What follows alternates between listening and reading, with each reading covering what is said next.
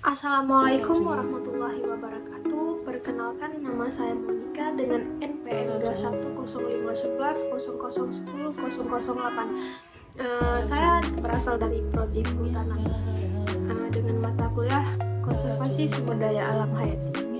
Di sini saya sudah merangkum tentang Undang-Undang Republik Indonesia Nomor 5 Tahun 1990 tentang konservasi sumber daya alam hayati dan ekosistem.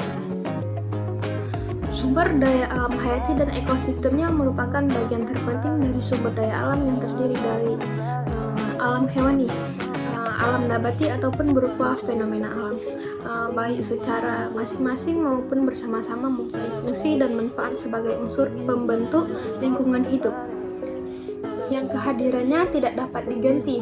Mengingat sifatnya yang tidak dapat diganti dan mempunyai kedudukan serta peran penting bagi kehidupan manusia, maka upaya konservasi sumber daya alam hayati dan ekosistemnya adalah menjadi kewajiban mutlak. Kewajiban mutlak dari setiap generasi. Tindakan yang tidak bertanggung jawab yang dapat menimbulkan kerusakan pada kawasan suaka alam dan kawasan pelestarian alam, ataupun tindakan yang melanggar ketentuan tentang perlindungan tumbuhan dan satwa yang dilindungi, diancam dengan pidana yang berat berupa pidana badan dan denda.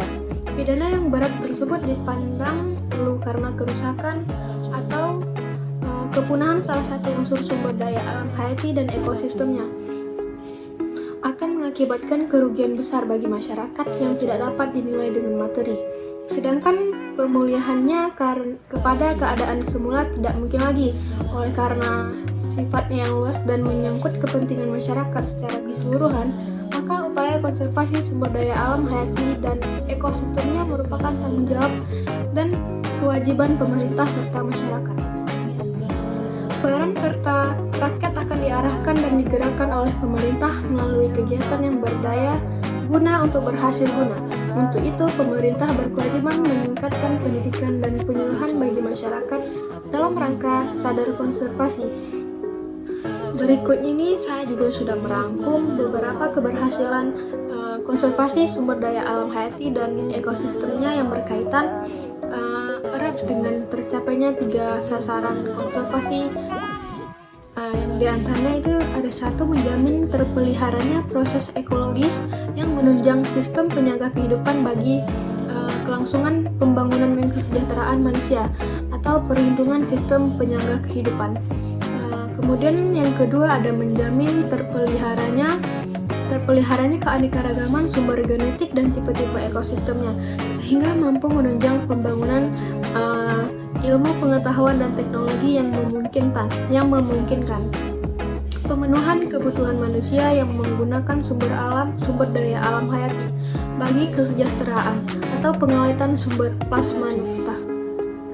Kemudian 3, mengendalikan cara-cara pemanfaatan sumber daya alam hayati sehingga terjamin kelestariannya akibat sampingan ilmu pengetahuan dan teknologi yang kurang bijaksana, belum harmonisnya penggunaan dan peruntukan tanah, serta belum berhasilnya sasaran konservasi secara optimal baik di darat maupun di perairan dapat mengakibatkan timbulnya gejala erosi, genetik, polusi, dan penurunan potensi sumber daya alam hayati atau pemanfaatan secara lestari. Mengingat negara Republik Indonesia adalah negara berdasarkan atas hukum, maka pengelolaan konservasi sumber daya alam hayati beserta ekosistemnya perlu diberi dasar hukum yang jelas, tegas, dan menyeluruh guna menjamin kepastian hukum bagi usaha pengelolaan tersebut.